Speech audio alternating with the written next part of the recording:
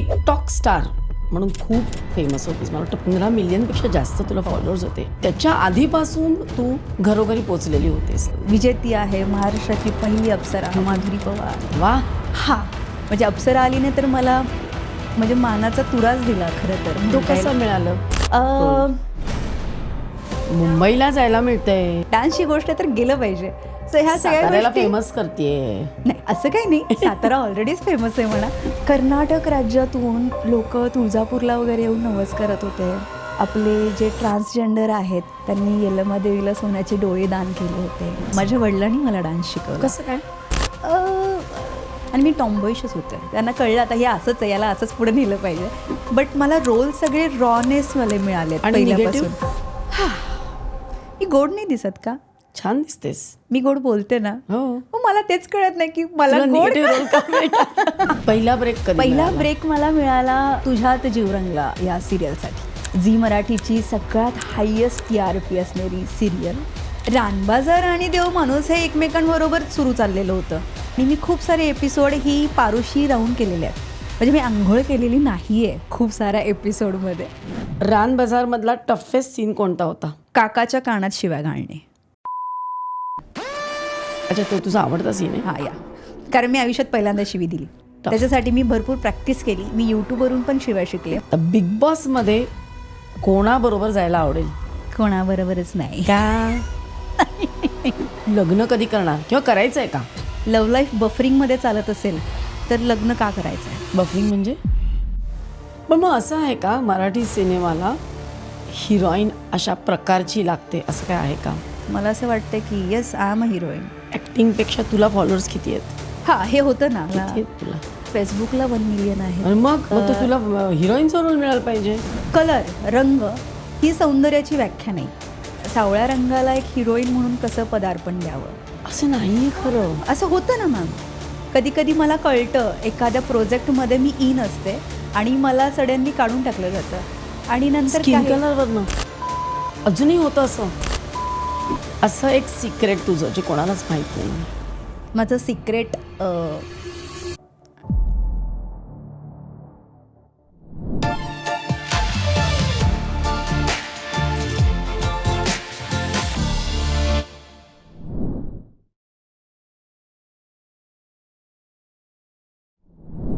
नमस्कार माधुरी, तुझं सर्व काहीमध्ये खूप खूप स्वागत आहे. Thank you so much. Thank you so much. आणि तू खास साताऱ्याहून आलेली आहेस. हो नाही का? हो. तू टिकटॉक स्टार म्हणून खूप फेमस होतीस. मला वाटतं 15 मिलियनपेक्षा जास्त तुला फॉलोअर्स होते. आणि मग ते टिकटॉक तर बंद झालं. हां बंद झालं. हो, पण त्याच्या आधीपासून तू घरोघरी पोचलेली होतीस नाही का? हो. तुझ्या हात जीव रंगला आणि रान बाजारमधनं. थोडासा सिक्वेन्स असा आहे की खरं तर मी पोचले घराघरामध्ये किंवा ग्रामीण भागात जास्तीत जास्त ते म्हणजे माझ्या नृत्यकलेमुळे. कारण मी खूप साऱ्या स्पर्धा केल्या. कारण आहे ना म्हणजे माझ्या त्या टाईम एरामध्ये खूप साऱ्या स्पर्धा व्हायच्या. स्टेट लेवल व्हायच्या, ग्रामीण लेवलवरती पण व्हायच्या, जिल्हास्तरीय व्हायच्या, महाराष्ट्र इंटर स्टेट पण व्हायच्या. सो मी त्यावेळेस खूप स्पर्धा केल्या आणि खूप सारी बक्षिसं मी मिळवली. आणि त्याच्यानंतर मी काही रियालिटी शोज ट्राय केले. आणि पहिला माझा रियालिटी शो होता 2009-10ला मराठी पाऊल पडते पुढे, जो झी मराठीला प्रेक्षेपण व्हायचं त्याचं. आणि जितूदा त्याचं अँकरिंग करायचं. आणि मी फार लहान होते, जस्ट लाईक मी कॉलेजला पण नव्हते. 18 वर्षाची? नाही, त्याच्याही कमी असेल. 15-16. हां. आणि त्याचा व्हिडिओ मी माझ्या अकाउंटला पोस्ट केलं होतं आत्ता मध्ये. कारण असं झालं होतं की यार लाईक आता 15 सेकंदाच्या रील्स आणि तुमच्या व्हिडिओ कंटेंटवरती तुम्ही फेमस होता. पण काही लोकांना नव्हतं माहिती की मी तेव्हापासून इंडस्ट्रीशी कनेक्टेड आहे. सो तो माझा पहिला रियालिटी शो जो आम्ही डान्स रियालिटी शो. येस. आणि तो डान्स म्हणू शकत नाही आपण बिकॉज त्या रियालिटी शोमध्ये पूर्ण भारत सामावलेला होता. हां. कारण त्यामध्ये तुम्ही लोककला परफॉर्म करणारे होते, त्याच्यामध्ये योगासनं करणारे होते, त्यामध्ये ढोलकी वादक होते, त्याच्यामध्ये सिंगर्स होते. प्रत्येक कला जी भारताने सामावलेली आहे ते सगळं त्या रियालिटी शोमध्ये होतं. आणि महत्त्वाचा टास्क हा होता की वेगवेगळ्या फील्डमधून आल्यानंतरही तुम्हाला त्याच्यामध्ये फर्स्ट, सेकंड, थर्ड यायचं होतं. That is a very big competition. And मला असं वाटतं की खूप ब्लेसिंग्स आहेत नटराजाचे आणि प्रेक्षकांचे की आम्ही तो जिंकलो शो. काय केलं होतंस तू तेव्हा त्याच्यात? आम्ही लोककला सादर केली होती आणि दुर्गेश नंदिनी आमचा ग्रुप होता जो लोककला फक्त सादर करायचा आणि सिंगिंगसुद्धा लाईव्ह, वाद्य लाईव्ह. आणि आम्ही 40 जणं स्टेजवरती असायचो आणि पूर्ण तो तामझाम होता. आणि मला सांगायला फार आनंद होतो आहे की तिथे जेव्हा कर्जतमध्ये ND स्टुडिओ आहे आणि तिथे आमचा हा रिहर्सल वगैरे सगळी व्हायची. आणि नितीन चंद्रकांत देसाई ते आता नाही आहेत आपल्यात, पण त्यांनी खूप छान हा कार्यक्रम एक छान महाराष्ट्राला दिला. त्याच्यामुळे लोककला पोचली, खूप चांगल्या पद्धतीने पोचली, इतक्या चांगल्या दर्जात्मक रंगमंचावरून. आणि तिथे आम्ही सगळं सादर केलं होतं. म्हणजे आम्ही महाराष्ट्रातली कुठली लोककला सोडली नव्हती. आम्ही धनगर केला होता, आम्ही जोगवा केला होता, आम्ही शेतकरी केला होता, आम्ही ज्योतिबा केला होता. हे सगळं होतं. आणि या 40 जणांमधून मला चांगलं वाटतं की जास्त कॅमेरा फुटेज मला मिळायचं. तेव्हाच त्यांनी हेरलं होतं तुला की ही माझी आठवण सांगू मॅम तुम्हाला, म्हणजे ही माझी पहिली अशी प्रेशियस मुमेंट आहे. मी म्हणजे खूप लहान ना, तर त्यावेळेस आहे ना, तुम्ही जेव्हा एखाद्या ग्रुपमध्ये असता आणि त्यामध्ये असं वेगवेगळं झाड असतं, झाडांना एक गुच्छ येतो फुलांचा, इकडे इकडे इकडे इकडे, आणि एखादं फुल वेगळं दिसतं आणि ते आपल्याला फार आवडतं. अशा त्या फुलासारखी माझी टिपली. तरा झाली होती. खरं तर ती प्लेस मला मिळाली होती. आणि जेव्हा मी प्रॅक्टिस करायचो ना, तर प्रत्येकजण येऊन पुढे बसायचे असे ऑडियन्ससारखे. सगळे ग्रुपवाले जे UPमधून आलेले असायचे, कोणी कर्नाटकमधून आलेले असायचं, केरळमधून आलेलं असायचं, तर ते सगळे बसायचे. उस लडकी को देखने, वो लडकी बहुत अच्छा डान्स करती है. आणि सुभाष नकाशे जे आत्ता मराठी चित्रपटसृष्टीमध्ये खूप चांगलं नाव आहे आणि खूप छान दर्जेदार ते कोरिओग्राफर आहेत. सो ते तेव्हा म्हणायचे, माधुरी भारी करते असं तू, असं तेव्हा म्हणाले होते. आणि त्याच्यानंतरची गोष्ट अशी होती की जेव्हा मी यल्लम्मा परफॉर्म केला आम्ही सगळ्यांनी, तर त्यावेळेस तिथली एडिटिंग रूम होती आणि मला कधी माहीत नव्हते की एडिटिंग रूम कशी असते. तर तिथले जे हेड ऑफ एडिटर होते त्यांनी जेव्हा आमचा परफॉर्मन्स झाला आणि मी रंगमंचावरून खाली उतरत होते, तर उतरताना त्यांच्या स्पॉट बॉयसहित सगळे माझ्या पाया पडत होते आणि मला कळतच नव्हते की पाया का पडतात. अच्छा कळेनच ना का. आणि बाहेर येते तर सगळेजण फक्त पायाच पडतात आणि ते एडिटर मला घेऊन गेले त्यांच्या रूममध्ये. आणि एडिटिंगची रूम आय थिंक खूप अशी वायरवाली असते, खूप वायर्स असतात तिथं, आणि तिथं ऑनलाईन एडिटिंग सुरू असतं. आणि ते म्हणले, ये देखो आपका परफॉर्मन्स, आप एक दिन बहुत बड़े स्टार हो गए. आणि मी पहिला ऑटोग्राफ तेव्हा दिला होता त्यांना. ते म्हणले की एक ऑटोग्राफ देना. मला ऑटोग्राफ क्या होता है, मला तेही माहीत नव्हतं. ते म्हणले आपका साइन करना. आणि मी ते तेव्हा दिलं आणि ते म्हणले, आप बहुत बड़े स्टार हो गए, सिर्फ अपने कला से ईमानदार रहो तो आप बहुत बड़े हो गए. तर ती माझी आठवण, तिथून खरं तर ते एक वेगळंच वलय तयार झालं कलेमुळे. आणि मग पुढे हळूहळू ते सरसावत गेले. आणि मग अप्सरा आली. म्हणजे अप्सरा आलीने तर मला म्हणजे मानाचा तुराच दिला खरं तर. तो कसं मिळालं? रियालिटीमध्ये गॅप पडला होता, कारण मी जस्ट स्कूल आणि कॉलेजच्या मध्येच होते आणि BCAला मी एंटर झाले. त्याच्यानंतर मला शिक्षणाची पहिल्यापासूनच गोडी आहे. सो मला ते लहानपणापासूनच एक आवड होती की मला खूप शिकायचं आहे आणि मला ना जॉब करायचा आहे. मला खूप मोठा जॉब करायचा आहे आणि मला अशी 2 मजली माडी बांधायची, माझं घर बांधायचं आहे, असं तेव्हापासूनच होतं ते स्वप्न. बट शिक्षणाची गोडी असल्यामुळे तिकडे जास्त कल होता. पण जसं म्हणतो ना, मी नेहमी म्हणते की माझा श्वास किती सुरू आहे किंवा प्रत्येक माणसाला आपला श्वास सुरू आहे हे मोजायला वेळ नसतो. म्हणजे आता मी हा श्वास घेतला, दुसरा घेतला, तिसरा घेतला, इकडे आपण लक्षच नाही देत. तशी ही नृत्यकला आणि अभिनय कला ही माझ्या आतमध्ये वाहत होती हे मलाही कळालं नाही खरं तर. त्यामुळे ते जडत घडत गेलं. आणि असंच एका कॉम्पिटिशनला जाताना साताऱ्यामध्ये आमचे तिथले कोऑर्डिनेटर आहेत, त्यांनी फोन केला की माधुरी एक रियालिटी शो येतो आहे, अप्सरा आली, तर फक्त एक ऑडिशन देऊन जा ना. तर म्हणलं अरे नाही रे मला कॉम्पिटिशनला जायचं आहे. म्हणजे माझं ते कॉम्पिटिशन मला महत्त्वाचं आहे, कारण हे मला माहीत नाही. कारण मला पहिल्यापासून आहे ना माझ्या समोर असे प्रेक्षक बसलेले आहेत आणि मी परफॉर्म करते आहे आणि परफॉर्म झालं की ते खूप छान टाळ्या वाजवणार, शिट्ट्या वाजवणार, म्हणणार भारी केलं या पोरीनी. हे ऐकायला मला पहिल्यापासूनच फार आवडायचं आणि मला असं वाटायचं की रंगमंच आणि प्रेक्षक ह्याच्यामध्ये ना पडदा नको. मी त्यांच्यासमोर आहे, जे काय आहे खरं खोटं ते मला लगेच कळणार आहे. आणि त्यांनी मी जास्त अशी मोटिवेट व्हायची तेव्हापासूनच. त्यामुळे ते कनेक्शन तेव्हापासूनच होतं. साताऱ्यामध्ये अशी गोष्ट घडवते, म्हणलं बरं ठीक आहे येते. डान्सची गोष्ट तर गेलं पाहिजे. मी गेले, ऑडिशन दिलं आणि मला 1 महिन्यात कॉल आला की तू सिलेक्ट झालेली आहेस आणि तुला मुंबईला यावं लागेल.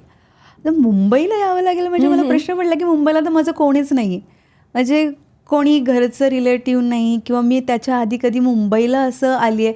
जास्तीत जास्त कर्जत ND स्टुडिओ तिथपर्यंतच मी पोचले होते, त्याच्या पुढे कधी गेलेच नव्हते. मग एक दडपण होते की कसं जायचं मुंबईला आणि एकटं राहायचं कुठे, कसं करणार सगळ्या गोष्टी वगैरे. मग ते म्हणले नाही आमच्या इकडे राहण्याची सोय आहे, खाण्याची सोय आहे आणि तुम्ही इथेच राहायचं आहे. म्हणलं ओके.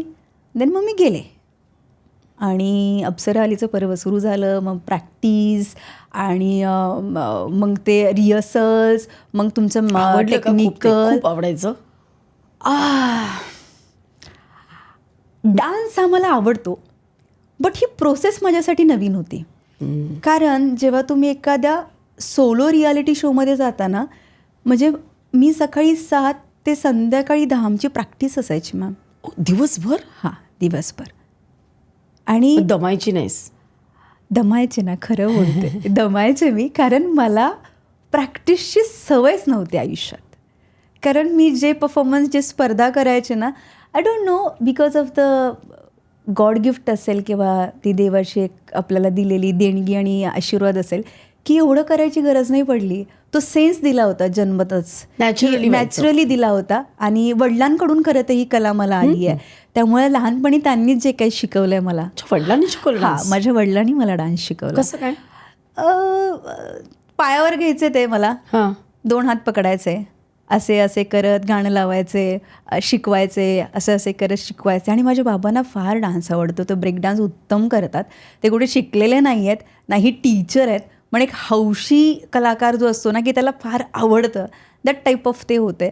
आणि त्यांनी, मला असं वाटतं की त्यांची कला जीन्समधूनच माझ्याकडे आली आणि देवाने तो आशीर्वाद दिला असावा आणि माझ्यावरती कामगिरी दिली की आता तू ह्याला पॉलिश कर आणि मग पुढे पुढे जा, मग तुला मिळेल जी गोष्ट मिळवायची आहे ती.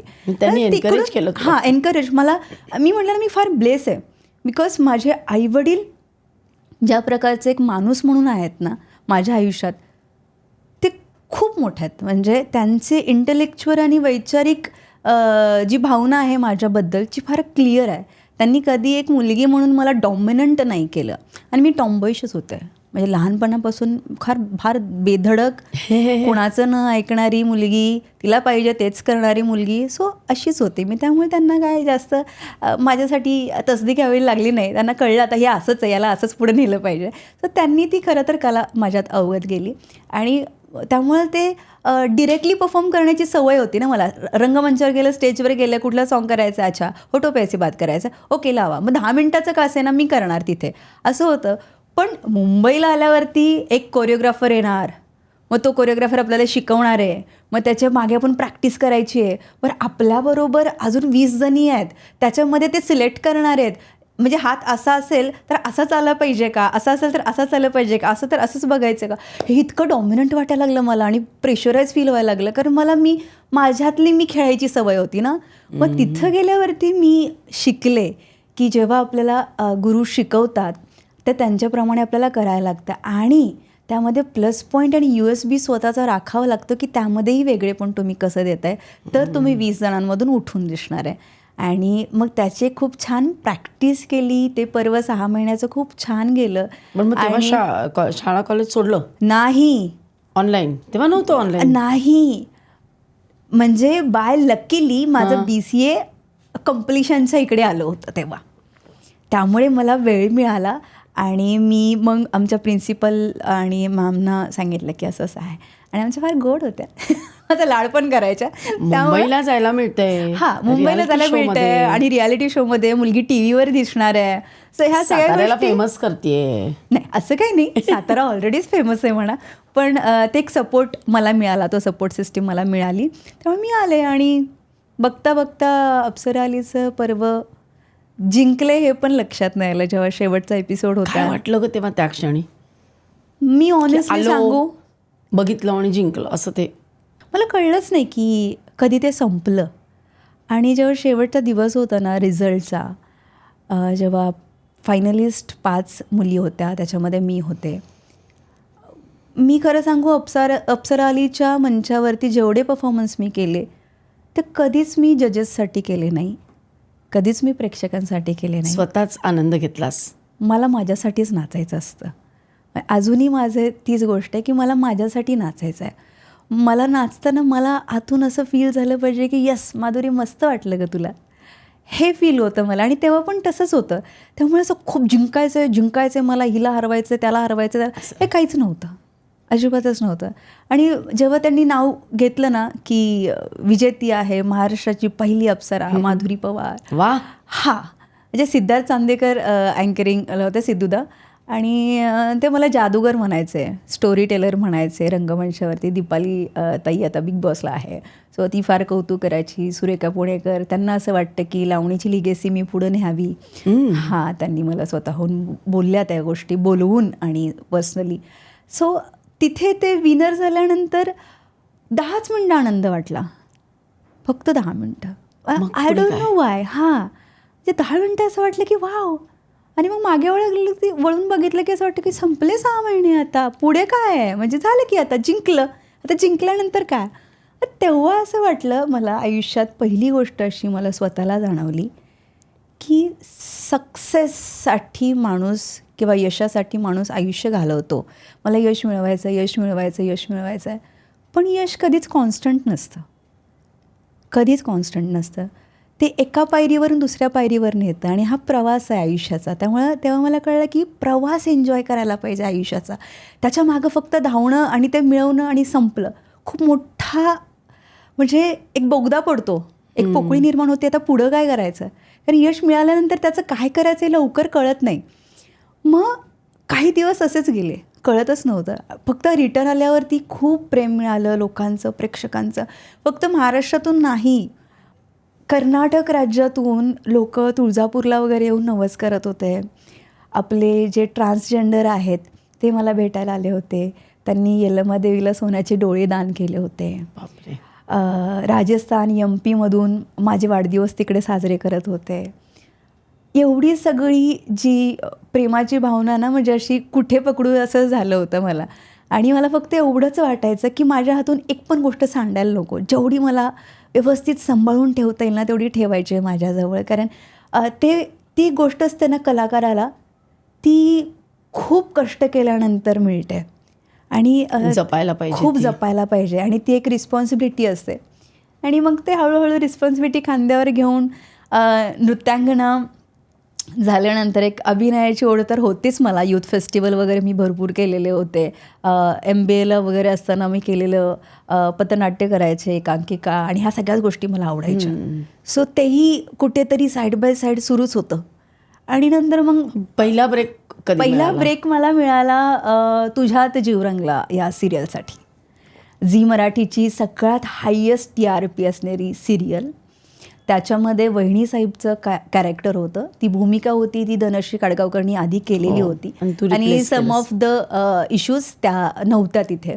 आणि मला अचानक कॉल आला सोबो प्रोडक्शनमधून की अशी भूमिका आहे आणि ती तुम्हाला करायची, तर तुम्ही इंटरेस्टेड आहात का. पण टेन्शन नाही आलं, कारण आधी गाजवली होती कोणीतरी भूमिका ती. हाच सगळ्यात मोठा पॉईंट होता माझ्यासाठी. म्हणजे एकतर काय होतं ना, एखादी नवीन गोष्ट करायची असेल ना तर तुम्हाला फ्रीडम असतं, तुम्ही तुमच्या पद्धतीनं त्याला वळवू शकता.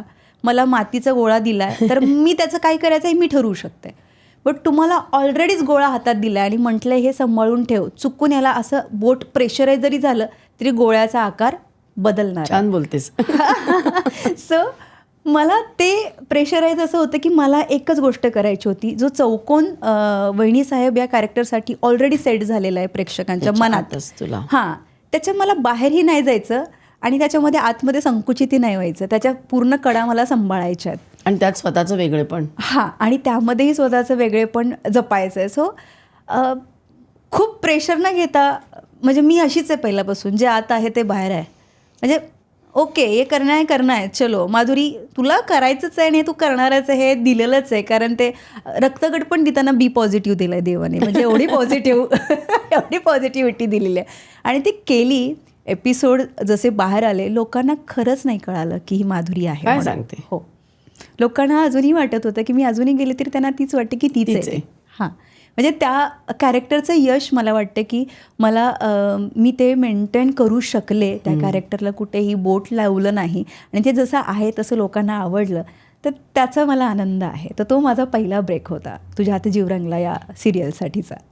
त्याच्यानंतर तुझी रानबजार मालिका आली. नाही, मध्ये आली नाही एक गोष्ट, तिनं तर मला कुंगफू पांडा केलं होतं. काय सांगते? हां, म्हणजे देव माणूस ही सिरियल आली, मला ही मालिका आली वज्र प्रोडक्शनची. आणि देवमाणूस फार पीकवर होतं तेव्हा, म्हणजे TRP हायेस्ट. देखो भगवान ने कैसे दिया है मुझे. TRP हायेस्ट होती देवमाणूसची. पण त्याच वेळेस मला रानबाजारची सुद्धा ऑफर होती. रानबाजारचा किस्सा वेगळा आहे, तो मी तुम्हाला नंतर सांगेन देवमाणूस झाल्यानंतर. सर देवमाणूस ही मला आली सिरियल आणि सांगितलं की अँटी विलन जो आहे तो करायचा आहे. म्हणजे आता त्याच्यामध्ये कसं आहे, ती सिरियल जी होती देवमाणूस ही एक डॉक्टरवरती आधारित आहे आणि तो डॉक्टर सगळ्यांचा खून करतो आणि त्या सिरियलचा हिरोच तो आहे. म्हणजे अँटी हिरो आहे. हां, but I am a anti villain, म्हणजे मी त्याच्या विरोधात जाते तिथे. ओके. हां, म्हणजे एक स्त्री, जो डॉक्टर आहे रियालिटीमध्ये तो विलन आहे ऑलरेडी, पण लोकांना तो हिरो वाटतो. बट तो सगळ्यांना मारून टाकतोय त्याच्या ह्याने. असे ती सिरियलची एक वन लाईन होती आणि त्यांना असं कॅरेक्टर इंट्रोड्यूस करायचं होतं की एक मुलगी येते, एक स्त्री येते आणि ती त्याचा बँड वाजवते अशीवाली. आणि त्यांना एक ग्रामीण टच असणारी, रुरल, बेधडक, सातारा टोन असणारी, रॉनेस असणारी. खरं तर रॉनेस त्यांना पाहिजे होता आणि त्यांनी कॉल केला. चपखल तू बसलीस त्याच्यात. अगदी, म्हणजे काटेकोर बसली. आणि महत्त्वाचं काय होतं त्या सिरियलमध्ये, मला त्या कॅरेक्टरचं काय आवडत होतं की नो मेकअप. महत्त्वाचं म्हणजे ते साडी आणि हे खूप छान आवरायचं सवरायचं काही नाही. म्हणजे मी सांगू अक्षरशः देवमाणूसचे एपिसोड ज्यांनी पाहिले असतील ना, म्हणजे माझे केस हातानेच मी बांधायचे फक्त आणि त्याला एक बुचडा बांधायचे एक साईडला आणि एक फक्त असं केलं की अशी बट आली तशी एक बट यायची. आणि 150-200 रुपयाच्या साड्या असतात ना अगदी साध्या, त्याला पिन पण नाही लावायची. मी हे करून वेअर केलं, फक्त इथं पिन लावायची आणि खोचायची, संपला. ते मला इतकं छान आवडत होतं की त्याला वेळच लागायचा नाही अजिबात. आणि कॅरेक्टर एवढं रॉ होतं आणि क्लासी पण तेवढंच होतं, बिकॉज ते एका हिरोच्या ऑपोजिट होतं महत्त्वाचं म्हणजे. आणि मला छान वाटत होतं त्याच्यामध्ये. ती त्याला मारायची, त्याला नाचायला लावायची, जो ते बाहेर करायचा एवढा डॅशिंगपणे. त्या रूममध्ये आला की मग चंदा समोर तो असा नम व्हायचा. आणि मग त्याच्यामुळे काय झालं, लोकांना बाहेर हे भारी नाचवते ही त्या देव माणसाला. किंवा मग लहान लहान मुलं मला कुंफू पांडा म्हणायची. मी मारायचे ना त्याला आतमध्ये, डिशूम डिशूम वगैरे असं सगळं असायचं. चप्पलनी मार, यांनी मार. आणि हे सगळे सीन्स इतके छान मी आणि किरणनी छान केले होते. आणि किरण खूप छान को आर्टिस्ट आहे. सो ते खूप छान प्रकारे बाहेर गेलं आणि लोकांना ते फार आवडलं. त्यामुळे अजूनही मी गेले ना तरी लोक मला म्हणतात, चंदा मस्त होती हां, चंदा छान केलंस तू, हे म्हणतात लोक मला. ते कॅरेक्टरचं रॉनेसमुळे ते खरं तर छान झालं. सो ही माझी दुसरी मालिका होती. आणि मग त्याच्यानंतर आली रानबाजार. पण रानबाजार आणि देवमाणूस हे एकमेकांबरोबर सुरू चाललेलं होतं. म्हणजे मी देवमाणूसचे का आभारी माहिती आहे का, मेकअप नाही, हे नाही. आणि मी खूप सारे एपिसोड ही पारुशी राहून केलेले आहेत. म्हणजे मी आंघोळ केलेली नाही आहे खूप साऱ्या एपिसोडमध्ये. आणि हे मला सांगताना का माहिती आहे, मी शूटला यायचे मुंबईला रानबाजारच्या आणि कट्टू माझा सकाळी 6-6:30चा कॉल टाईम असायचा देवमाणूस साताऱ्याला. ओ हां, सो मी इकडे यायचे, शूट करायचे, ट्रॅव्हल करून डायरेक्ट सेटवर जायचे, सेटवर डायरेक्ट आवरायचे, सीन्स करायचे आणि मग संध्याकाळी मग गेल्यानंतर मग मी फ्रेश व्हायचे. असं मी खूपदा केलेलं आहे ह्या दोन्ही गोष्टी करताना. कारण मी रानबाजारमध्ये जी भूमिका केली आहे त्या बऱ्याच छटा आहेत त्याला. म्हणजे एक साधीसुधी पॉलिटिशियनची मुलगी, कॉलेजला जाणारी, मस्त, तिचं कन्व्हर्जन होतं एक स्ट्रॉंग लेडी पॉलिटिशियनमध्ये. आणि ते कन्व्हर्जन कसं होतं त्याच्यामध्ये ती केवढी बिनधास्त आणि बेधडक बनते मुलगी. म्हणजे 2 सिंह बाजूला आहेत आणि मध्ये एक हत्ती चालला आहे. तर तो हत्ती जो होता ते त्या कॅरेक्टरचं खरं तर सिग्निफिकन्स होतं. आणि त्या कॅरेक्टरमध्ये मी बाल्ड लूक होते, मी टकली होते, टकली होते. एवढं कसं काय केलंस तू या वयामध्ये? सोपं नाही असं करणं, तरुणपणी असे सगळे रोल्स करणं वेगवेगळे. मला त्याच्यापेक्षाही भयानक रोल करायची इच्छा आहे अजूनसुद्धा. म्हणजे माझी भूक मिटलेली नाही आहे. मला खूप काम करायचं आहे आणि अशा लेवलचं काम करायचं आहे की वाटलं पाहिजे की अरे आम्हीही केलं पाहिजे हे या वयामध्ये. म्हणजे लोकांना जसं तुम्ही मला म्हणालात आत्ता ना की या वयात कसं एवढं सगळं, कारण सोपं नाही असे हां, कारण 6-6 तास तुम्ही एका ठिकाणी बसता. ग्लॅमरस सगळ्यांना आवडतं पण ते असं हां वाटतं ना, मलाही वाटतं असं की, पण तशी मी माझ्या पर्सनल लाईफमध्ये फार ग्लॅमरस आहे. बट मला रोल सगळे रॉनेसवाले मिळालेत पहिल्यापासून. हां, मी गोड नाही दिसत का? छान दिसतेस. मी गोड बोलते ना. हो, मला तेच कळत नाही की मला गोड निगेटिव्ह रोल का मिळतात. मे ते तू जास्त छान करतेस. तुझ्यात तो एक कडकपणा आहे, बिंदासपणा आहे, बेधडकपणा आहे, बेधडकपणा आहे, रॉनेस आहे. पण कधी कधी असं वाटतं की एक कलाकार त्याच्यामध्ये टाईपकास्ट होतोय. मी तुला म्हणणार होते तशी झाली. कारण मला असं आत्ता स्वतःला फील होतं की मी टाईपकास्ट झाली त्या गोष्टीमध्ये. का गं? कारण बघा ना, जो ग्राफ आहे माझा एक कलाकार म्हणून, ज्या भूमिका मी ज्या प्रकारच्या निभावलेल्या आहेत ते त्याच्यामध्ये रॉनेस खूप आहे, बेधडक आहे, निगेटिव्ह शेड्स आहेत. बट मला परफॉर्म करायचं आहे गोड, चुलबुली, अशी काहीतरी. कारण मला असं वाटतं की माझ्यात त्या गोष्टी आहेत. एक नृत्याची कला असणं फार गरजेचं आहे. खरी हिरोईन ज्या पूर्वीच्या ह्याच्यामध्ये बघा, वैजंतीमाला, हेमा मालिनी, पद्मिनी, ह्या सगळ्यांना आपण बघतो त्यावेळेस एखादा रोमॅन्टिक रोल मला खरंच फार करायची इच्छा आहे. हे सगळे मला करायचे आहेत. बट नाव मला असं वाटतं की थोडं ते टाईपकास्टमध्ये मी आत्ता त्या असं वाटतं. पण तुला नाही का वाटत हल्ली जरा कास्टिंग करताना लोक बघतात हिला फॉलोअर्स किती आहेत? खूप. कारण आधी तुला टिकटॉकचे फॉलोअर्स होते. हो. मग आता हे ट्रेंड बदलत चाललाय का? ऑनेस्टली येस, ट्रेंड बदलत चाललेला आहे. ॲक्टिंगपेक्षा तुला फॉलोअर्स किती आहेत? हां, हे होतं ना. म्हणजे आता मी एखादं कास्टिंग डिरेक्टरला किंवा प्रोडक्शन हाऊसला मी माझी प्रोफाईल पाठवली तर ते विचारतात की तुमचे फॉलोअर्स किती आहेत. ॲक्टिंगशी काय मतलब नाही. हां, पहिला हा प्रश्न येतो. आणि हे खरं आहे जे काय आहे ते आत्ता जे होतं आहे. कारण असं होत आहे. पण माझ्या दृष्टिकोनातून असं वाटतं मला की आजकाल ना ट्रेंड हा जो शब्द आहे तो फारच ट्रेंडिंग आहे. म्हणजे की एखादा ट्रेंड काय आहे? ट्रेंड असा आहे की तो चेहरा किती जण फॉलो करतायत आणि त्याचा एक आता आकडा आला आहे. पूर्वी कसं असायचं की अमिताभ बच्चनजींना किती जण फॉलो करतायत किंवा त्यांचे किती प्रेक्षक आहेत ह्याचा आकडा कोण मोजायला नाही गेलं. टँजिबल नव्हतं ग. हां, म्हणजे हे कुणीतरी मोजमाप करावं, मोजमाप असावं असं काहीच नव्हतं. बट नाव गोष्ट चेंज झालेली आहे की फॉलोअर्स बघतात तुमचे किती आहेत. बाय टचवूड, बाय लकीली की माझे चांगले फॉलोअर्स आहेत. प्रेक्षकांनी मला तुला माझे फेसबुकला 1 मिलियन आहेत. मग तुला हिरोईनचा रोल मिळाला पाहिजे. मी पण तेच म्हणते मला मिळाला पाहिजे. मी पण तेच म्हणते मला मिळाला. तुझा सिनेमा रिलीज झाला तर तुला 1 मिलियन लोक बघणारच. हो. आणि मराठी सिनेमाला आपण म्हणतो प्रेक्षक नाही. प्रेक्षक आहे ना. आहे ना, नक्की आहे प्रेक्षक. आणि प्रेक्षकांवरती आपण नाही म्हणजे असं सोडून देऊ शकत की प्रेक्षक नाही. प्रेक्षक आहे आणि प्रत्येक प्रेक्षक बघतोय मराठी इंडस्ट्रीला, मराठी कलाकारांना. आणि मराठी प्रेक्षक खूप प्रेम देतो मराठी इंडस्ट्रीला. फक्त आपण एक कलाकार म्हणून किंवा एक इंडस्ट्री म्हणून प्रेक्षकांना खूप काही चांगलं द्यायला पाहिजे हम्म. असं मला वाटतं. सो फेसबुक 1 मिलियन आहेत. त्याच्यानंतर यूट्यूबला माझे 6,50,000 आहेत. इन्स्टाचे माझ्याकडे आत्ता सध्याला 5,20,000 आहेत. मग काय आणि काही जास्त प्रेम करणारी लोक आहेत ना माझ्यावरती, ज्यांनी Community, माझे fan page. पेजेस आहेत ते म्हणजे ॲज युजल इंस्टाग्रामचे सगळे मिळून 1 मिलियनच्या आसपास तर आहेत. पण मग असं आहे का मराठी सिनेमाला हिरोईन अशा प्रकारची लागते असं काय आहे का? मला तो पडलेला क्वेश्चन आहेच पहिल्यापासून, की म्हणजे कलाकार त्या प्रश्नात असतो ना, इच्छा तर संपत नाहीत. मला असं वाटतं की yes I am a heroine आणि मी आहे. हो.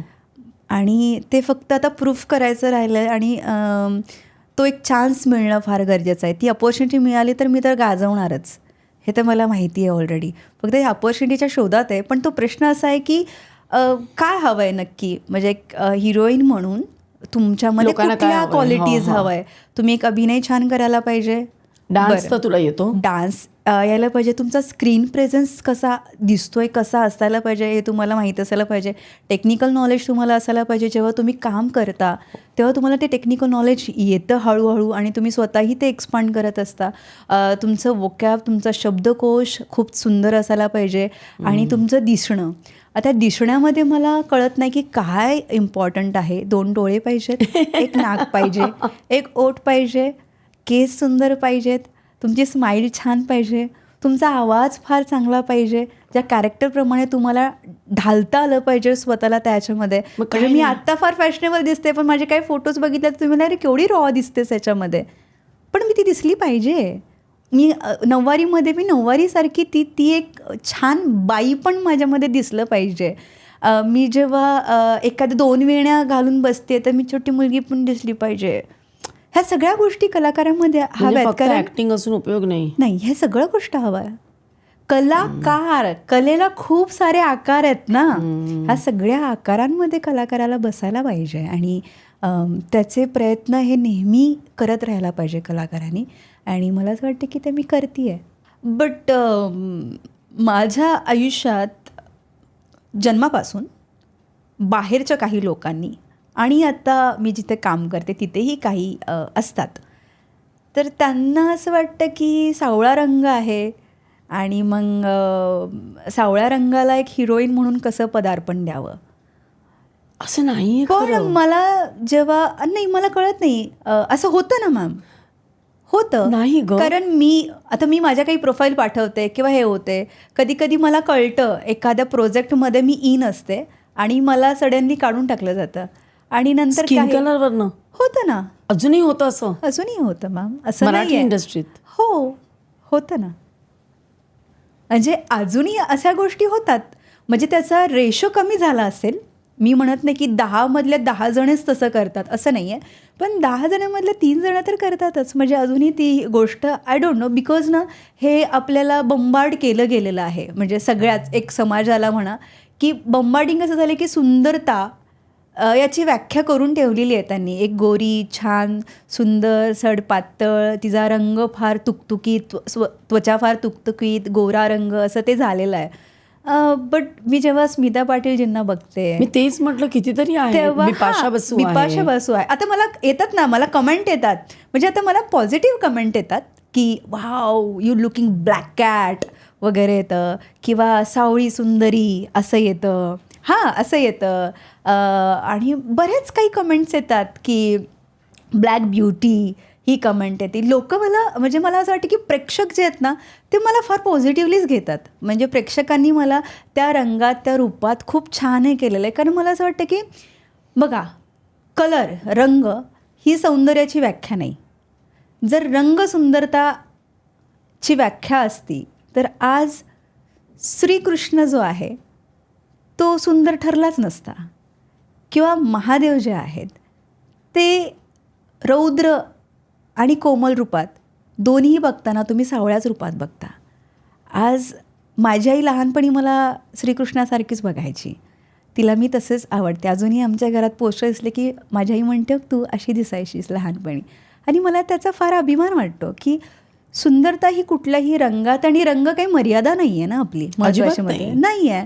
सो मला आतमधून ती गोष्ट फील नाही करत. पण जग तुला करून दाखवतं. हां, जग पण मी फार निर्भीड आहे. म्हणजे मला जगाने पुढून जरी म्हटलं ना तर मला कीव येते अशा लोकांच्या. अच्छा हो का, यांना म्हणजे एक गोष्ट सांगू तुम्हाला. म्हणजे मला एक गोष्ट खूप चांगल्या माणसाने सांगितलेली. वाघ होता आणि गाढव होता. तर आता हा हिरवा कलर आहे नाही का, आपला गवताचा रंग हिरवा आहे. तर वाघ म्हणतो की रंग हिरवा आहे, पण गाढव म्हणतो नाही निळा आहे. आणि ते भांडत असतात आणि ते काही रिझल्ट लागत नाहीत. मग ते म्हणतात चला आपण सिंहाकडे जाऊया. मग सिंहाकडे जातात. मग सिंह म्हणतो की शिक्षा वाघाला झाली पाहिजे. मग गाढव खुश होतो. गाढव होतो बघ मी जिंकलो का नाही, मी म्हणत होतो ना निळा रंग आहे निळा रंग आहे. आणि मग तो जातो उड्या मारत मारत. आणि मग वाघ विचारतो सिंहाला, असं का केलं तुम्ही, गवत तर म्हणजे रंग तर हिरवाच आहे आणि तुम्ही कसं काय निळा रंग सांगितला, मी जिंकायला पाहिजे होतं, तो कसा जिंकला. मला तुला शिक्षा आहे, 2 दिवस तू काही बोलायचं नाहीस, तू शांत गप्प बसायचंस. म्हणलं तो गाढव आहे, त्या गाढवाला कितीही समजलं तरी त्याला ते समजवणारा जरी तू असलास, तू कितीही त्याला समजवलं तरी त्याला समजणार आहे का, नाही. तो गाढव आहे, तू तुझा वेळ कशाला वाया घालवतोस, नादी का लागतो, का नादी लागतोस, म्हणजे ही चूक तुझी आहे. आणि मला ते कळलं की मी का समजवायला जाऊ अशा लोकांना ज्यांना कळणारच नाही आहे. जर माझ्या दृष्टिकोनातून किंवा माझ्या आईज ऑफ व्ह्यूनं ते मला कळतं आहे. आणि आय एम अ ब्युटिफुल, मी फार सुंदर आहे. आणि मी खरं सांगू का, दिवसातून एकदा तरी आरशात बघितल्यावरती मी आपसुकच म्हणते माधुरी यार तू लयच सुंदर आहेस गं. आणि मी पप्पी पण देते अशी करून वगैरे, असं होतं मला. आणि हे बी ऑनेस्ट मी सांगते, मला असं होतं. त्यामुळे मला असं कधी आत्ता तर नाही असं काही वाटत नाही. आणि प्रेक्षकांची खरंच मी आभारी आहे की त्यांनी मला असं कधी जाणवू दिलं नाही, खूप प्रेम दिलेलं आहे. कधी कधी होतं कास्टिंग आणि ह्या इश्यूवरून, पण डोंट वरी, तेही पार्ट ऑफ जॉब. ते स्पोर्टिंगली आपण घेतलं पाहिजे आणि मी तशीच घेते. पुढचं काय आहे तुझे प्रोजेक्ट्स? पुढचे प्रोजेक्ट्स फार कॉन्फिडेन्शियल असतात, बट तरीही प्रोजेक्ट्स म्हणजे मला काही फिल्म्स माझ्या अपेक्षा आहेत की मला करायच्या आहेत अशा, की ज्याच्यामध्ये माधुरी पवार आणि वेगळी दिसेल. तिला काही असे कॅरेक्टर करायचे आहेत, जसे रानबाजारमधलं तिनं केलं होतं, तर तसं ही काही बोल्ड आणि ब्रेव कॅरेक्टर मला करायचे आहेत. पॉझिटिव्ह रोमॅन्टिक नाही, असं रोमॅन्टिक तर ऑब्व्हियसली मला करायचेच आहेत, कारण मला प्रत्येक भावनेचं कॅरेक्टर करायचं आहे. म्हणजे असं नाही की मला फक्त हिरोईन मटेरियलच व्हायचं नाही, तेवढंच करायचं आहे, मला निगेटिव्ह करायचं नाही. No, I am a artist, मी कलाकार आहे. आणि कलेला कुठल्याही प्रकारची मर्यादा नसते, कुठल्याही भावनेची मर्यादा नाही आहे. त्यामुळे ती भावनेची मर्यादा नसल्यामुळे मला प्रत्येक कॅरेक्टर करायचं आहे आणि प्रत्येक कॅरेक्टर गाजवायचं आहे. फक्त त्या संधीच्या शोधात आहे. आणि कधी कधी नाही कळत की ती संधी कशी शोधू. कारण आहे ना, कलाकाराचं आयुष्य हे फार डिपेंडेबल आहे. म्हणजे डिपेंड कसं की मी कलाकार आहे तर मला एक डिरेक्टर पाहिजे, मला एक प्रोड्युसर पाहिजे, मला एक टीम पाहिजे, आणि मग ती टेक्निकल टीम पाहिजे, कॅमेरा पाहिजे. हे सगळं जेव्हा एकत्र येतं आणि क्रिएटिव्हिटी बनते, त्यातून तो कलाकार वरती येतो. कलाकार स्वतःच्या आणि येतच नाही, माझं हे स्पष्ट मत आहे. म्हणजे कलाकाराला ना ह्या सगळ्या लोकांनी बनवलं आहे आणि मग तो वरती आला आहे आणि मग तो स्टार बनतो. बिकॉज ऑफ हे सगळे पिलर्स त्याच्या खाली आहेत आणि त्याला उंच धरतात, तेव्हा तो आकाशात झेप घेतो आहे. आणि तसं आहे. त्यामुळं आत्ता म्हणजे खरंच मला नाही कळत आहे की कसं रीच व्हावं, किंवा नवीन टॅलेंटला पण कळत नसावं की मला मला नागराज मंजुळे यांच्याबरोबर काम करायचं आहे. त्यांचे फिल्म्स नाही, मी भेटलेली नाही आहे. मला महेश मांजरेकर सरांबरोबर काम करायचं आहे, मला रवी जाधव यांच्याबरोबर काम करायचं आहे, संजय जाधव यांच्याबरोबर काम करायचं. मला इंडस्ट्रीमधले जे इतके वर्ष झाली इतके चांगल्या कलाकृती करत आहेत त्यांच्या सगळ्यांबरोबर काम करायचं आहे मला. But the question is how, कसं रीच होणार, कारण माहितीच नाही आहे. मग जे काही काम येते ते ठणकावून छान सणसणीत करायचं. आणि असं एक आशा असते की होईल, कुठे ना कुठेतरी ते रिकग्नाइज आपल्याला करतील आणि आपल्याला ते बघतील आणि करतील. त्याच्यासाठी जे हातात आहे ते बेस्ट करायचं आहे. नक्की नक्की हा पॉडकास्ट ते बघतील आणि तुला नक्की बोलवतील. कलाकार म्हणून आपली एक सामाजिक बांधिलकी असते, तर तुला काय वाटतं, तू काय अशी समाजासाठी काय करावं असं वाटतं का तुला? कलाकार म्हणून तर असते, पण एक माणूस म्हणून पण नक्कीच असायला पाहिजे प्रत्येकाची. सो यस मी करते आणि मी आज पहिल्यांदा सांगते आपल्या सर्व काहीच्या पॉडकास्टवरती की माझी स्वतःची NGO आहे अरे वा. आणि तिचं नाव आहे शक्ती बहुउद्देशीय सामाजिक संस्था अशी माझी संस्था आहे आणि त्याच्या अंडर बऱ्याच गोष्टी सुरू असतात. मी काही व्हिडिओज आत्ता टाकलेले आहेत जस्ट की अन्नदान असेल किंवा शिक्षणासाठी मदत असेल, शाळेमध्ये शासकीय ज्या स्पर्धा होतात त्याच्यासाठी काही सपोर्ट करणं असेल किंवा त्यांचं मनोबल वाढवण्यासाठी वेगवेगळ्या स्पर्धा निबंध असेल किंवा भाषणाच्या असतील, नृत्याच्या असतील, ह्या घेणं असेल, वृक्षारोपण असेल, जे आपले सगळ्यांचे आवडते गड आहेत छत्रपती शिवाजी महाराजांनी आपल्याला दिलेली जी देणगी आहे त्याचं संगोपन करण्यासाठी असेल, तर ह्या सगळ्या गोष्टी माझ्या सुरू असतात. फक्त ह्या मी खूप दाखवत नाही कारण खूपच छान. या लहान वयात तू एवढं करतेस. जसं तू फारच छोटंसं करते, अजून खूप मोठ्या गोष्टी करायच्या. हो, पण एक आपण जे काय देणं लागतो ते खऱ्या अर्थाने तू देतेस आणि इतकं सारं करतेस. कारण नाहीतर मग हे करण्यासाठी एक पर्टिक्युलर एज नंतर आपण करत असतो, नाही का? नाही, मला असं वाटतं की समाजसेवेसाठी किंवा एका माणसाला दुसऱ्या माणसांसाठी काहीतरी वाटतंय, काहीतरी छान करावं, ही भावना येण्यासाठी कुठलं एक वय नसावं. ते तळमळ आहे, जिद्द आहे. हां, ती तळमळ जिद्द आहे आणि ती लहानपणापासून असायला पाहिजे. जेव्हापासून आपण जग बघायला सुरुवात करतो, कारण प्रत्येकाची काही ना काही मदत आपल्याला मिळालेली असते. जरी सर्व काही आपल्याकडे असलं, आपल्याकडे चांगले आईवडील असले, आपल्याकडे छान फॅमिली असली, काही फायनान्शियली फार स्टेबल असतात, पण तरीही कुठल्या ना कुठल्या गोष्टीसाठी मदत ही घ्यावीच लागते आणि ती होते. सो आपण देणं आहोत समाजाचं आणि प्रत्येकाला हे भान असलं पाहिजे. आणि कलाकार म्हणून तर एक पैसा जास्तच असलं पाहिजे, कारण त्याच्यावरती बऱ्याच गोष्टी अवलंबून असतात, कारण तू इन्फ्लुएन्स करतो समाजाला. एक्झॅक्टली. तुझ्या इन्फ्लुएन्सरशिपचा तू एवढा चांगला उपयोग करतेस, खूप छान उपयोग करतेस. तुझ्या पुढच्या कार्याला खूप खूप शुभेच्छा. Thank you so much. आपण रॅपिड फायर घेऊया. हो, बिंदासपणे. हो. रान बाजारमधला टफेस्ट सीन कोणता होता? काकाच्या कानात शिव्या घालणे. तुम्ही पाहिला नाही तो सीन? नाही. सिरियसली, सर्व काहीमध्ये हे एक राहून गेलेलं आहे तुमचं आणि माझ्याकडून हंबल रिक्वेस्ट, प्लीज एकदा रान बाजारचा तो सीन पहा आणि तुम्ही नंतर मला कॉल करून सांगा. नक्की. पण माझ्या भाषेत नाही सांगायचा, तुमच्या भाषेत सांगायचं. मला माहितीच नाही ती भाषा कुठली येते. तुम्ही बघितल्यानंतर कळेल. अच्छा, तो तुझा आवडता सीन आहे? हां, या. कारण मी आयुष्यात पहिल्यांदा शिवी दिली. कारण मी त्याच्या आधी अशा प्रकारच्या शिव्या नाही दिलेल्या कधीच कोणाला पर्सनली, आणि त्याच्यासाठी मी भरपूर प्रॅक्टिस केली. मी यूट्यूबवरून पण शिव्या शिकले. म्हणजे मी बोल्ड बिंदास लहानपणापासून आहे, टपोरीगिरी लहानपणापासून करते. म्हणजे शिव्या वगैरे एवढा काही प्रकार नव्हते, मारामारी वगैरे ठीक आहे, बट शिव्या म्हणजे एखाद्याला शिव्या देणं ही कला आहे आणि ती कशी अवगत करायची ती रानबाजारच्या त्या सीनमधून मी शिकले. डान्स की ॲक्टिंग? दोन्ही. हा प्रश्नच मला कळत नाही. सूर्य का चंद्र, दोन्ही महत्त्वाचे आहेत चालवण्यासाठी पृथ्वी. तसं माझ्यासाठी माधुरी पवार जिवंत राहण्यासाठी डान्स आणि अभिनय, नृत्य आणि अभिनय दोन्ही महत्त्वाचे आहेत. फिल्म, वेब सिरीज की सिरियल्स? अरे, मला तुम्ही ॲडमध्ये टाका, सिरियलमध्ये टाका, डान्स, कॅमेरा समोर करा. I love camera. कॅमेरा कुठलीही मर्यादा बघत नाही, कुठलाही रंग बघत नाही, काहीही बघत नाही. कॅमेरा जे आहे ते दाखवतो आणि माझी ती एक आहे गोष्ट की जे आत आहे ते बाहेर आहे. त्यामुळे मला कॅमेरा जास्त आवडतो. कुठे घ्या, कॅमेरा लावा, मी तिथे काम करेन. आहे कॅमेरा आहे. असा कुठला रोल की जो तुला करायला आवडला असता? अशी कुठली चौकट नाही माझ्यासाठी की हा आवडला असता. एखादा रोल आपण म्हणतो ना की हा मला आवडला असता करायला, हा मी छान केला असता. मला बायोग्राफी, जी पहिली इंडियन डिटेक्टिव्ह होती आणि तिनं तिचं लाईफ पूर्ण आपल्या भारतासाठी वाहून दिलं आणि तिच्यावरती इतक्या प्रकारच्या यातना, खूप म्हणजे कुणी जाऊन जर चेक केलं तर बघतील की अशा यातना अशी स्त्री सहन करू शकते, जिचं स्त्रीतत्व त्याच्यामध्ये आहे. आणि तिनं आपला प्राण त्यागला पण एक शब्दही फुटली नाही, अशी स्त्री. तर अशा स्त्रीचं मला आवडेल कॅरेक्टर प्ले करायला. आवडता दिग्दर्शक कुठला? अभिजित पानसे की आशिष जैन? अभिजित पानसे. ओके. तर बिग बॉसमध्ये कोणाबरोबर जायला आवडेल? कोणाबरोबरच नाही. का कसं? आवडेल ना जायला? आत्ता सध्याला तरी असा काय कॅमेरा, कितीतरी कॅमेरे लावलेले असतात तिकडे. तिथे ऍक्टिंग नाही करायचे ना.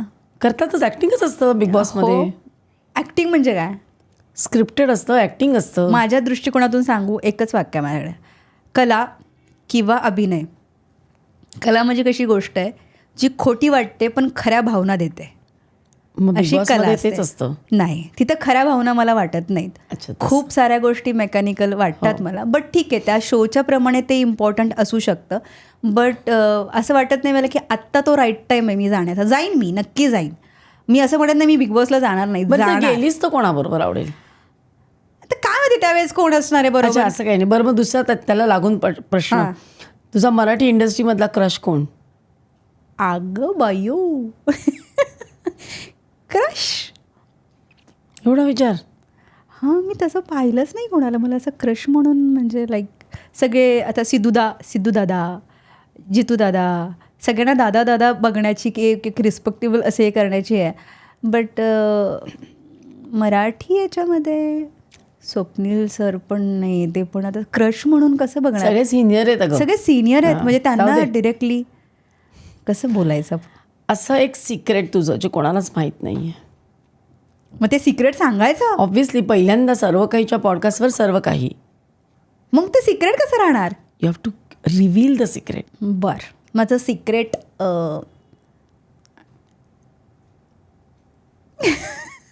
पॉज घेतला मोठा.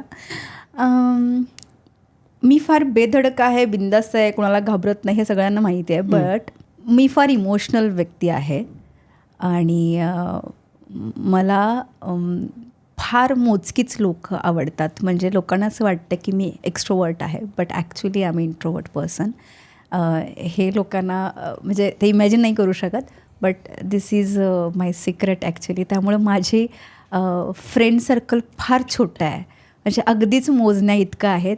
पण खूप लोकांना असं वाटतं की हिचे खूप फ्रेंड्स आहेत आणि हिचे खूप लोक आहेत. असं नाही आहे, फार कमी आहेत माझ्या आयुष्यात. एखादा फॅनबद्दलचा असा वेगळाच अनुभव? खूप सारे अनुभव आहेत माझे. बट एखादा विचित्र अनुभव? विचित्र, सो फॅन मुमेंट. मी पब्लिक ट्रान्सपोर्टमध्ये मी ट्रॅव्हल करते कारण मी उगाचच खर्च मला आवडत नाही. सो एकदा मी मुंबई सातारा करत होते आणि मी बसमध्ये होते. मी बसले होते, एक फॅमिली होती. तर पुढे ती महिला तिचे मिस्टरांनी बसले होते आणि तिनं माझ्याकडे खूप वेळा बघितलं आणि मी म्हटलं असंच बघितलं असेल, एवढं काय आहे, कारण विदाऊट मेकअप असंच नाही का घरात असतो, पण तसंच मी ट्रॅव्हल करत होते.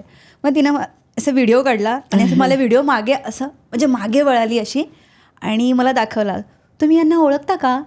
म्हटलं नाही, कोण आहेत या? तर त्यांनी माझाच व्हिडिओ प्ले करून मलाच दाखवत होत्या. म्हटलं हो माधुरी पवार आहेत या.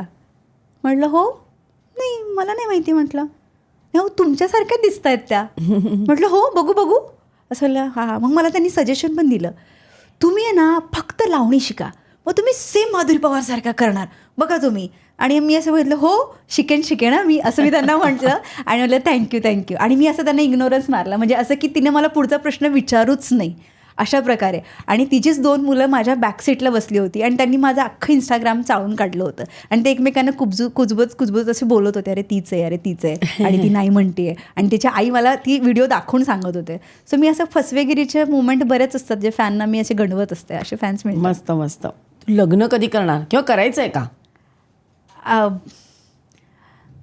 लग्न हा फार सेन्सिटिव्ह आणि फार जवळचा विषय आहे माझ्यासाठी आणि प्रत्येक स्त्रीला असायलाच पाहिजे. बट माझं एक इक्वेशन आहे की जर लव्ह लाईफ बफरिंगमध्ये चालत असेल तर लग्न का करायचं आहे? बफरिंग म्हणजे अजून ते प्रेम मिळालेलंच नाही आहे की कुठे ते लपून बसलेलं आहे, ते मला दिसत नाही आहे.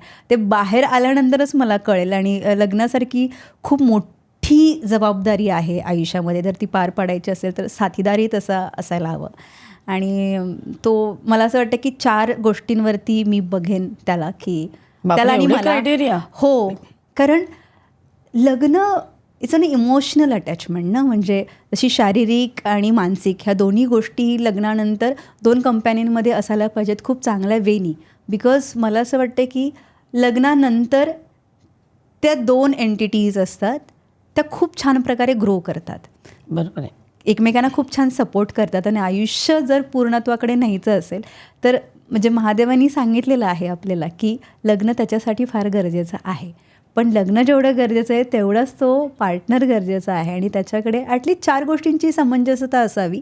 लाईक त्याला त्याग म्हणजे काय कळलं पाहिजे, प्रेम म्हणजे काय कळलं पाहिजे, विश्वास म्हणजे काय कळलं पाहिजे, आणि जबाबदारी म्हणजे काय कळलं पाहिजे. बरंच आहे म्हणजे. हां, हे मला जेवढं वाटतं म्हणजे त्याच्याबद्दलही माझ्या ह्या गोष्टी असल्या पाहिजेत. मलाही त्याच्याबद्दल, त्याच्या फॅमिलीबद्दल कळलं पाहिजे आणि त्यालाही कळलं पाहिजे. कारण लग्न हे फक्त 2 जीवांचं होत नाही, 2 परिवारांचं होतं.